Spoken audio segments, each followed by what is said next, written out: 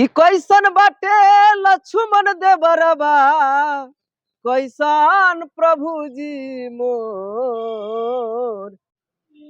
तो दोस्तों, सबसे पहले सभी लोगों को, राम भक्तों को नमस्कार।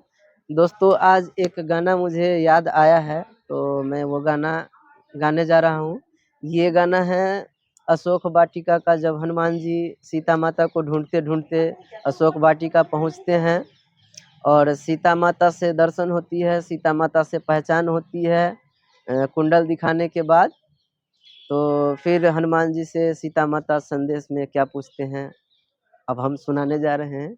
ये गाना पूर्वी है और ये पहले भी गा चुका है लोगों ने, तो मैं यही गाना को दोबारा से गाने जा रहा हूँ। कि कैसन बाटे लक्ष्मण देवरबा, कैसन प्रभु जी मोर। कैसन बाटे लक्ष्मण देवरबा, कैसन प्रभु जी मोर।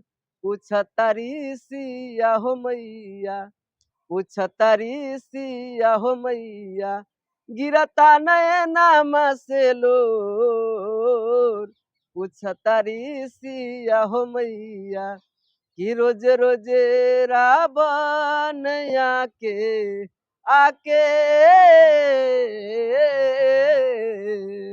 रोजे रोजे रावण आके बोलेला बोलिया कुबोल।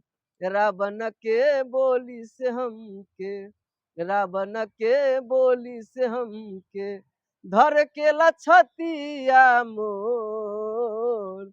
रावण के बोली से हमके कैसन बाटे लक्ष्मण देवरबा, कैसन प्रभु जी मोर। पूछतारी सिया हो मैया, गिरता नैना से लोर। पूछतारी सिया हो मैया। जय श्री राम। जय जय श्री राम। जय श्री राम।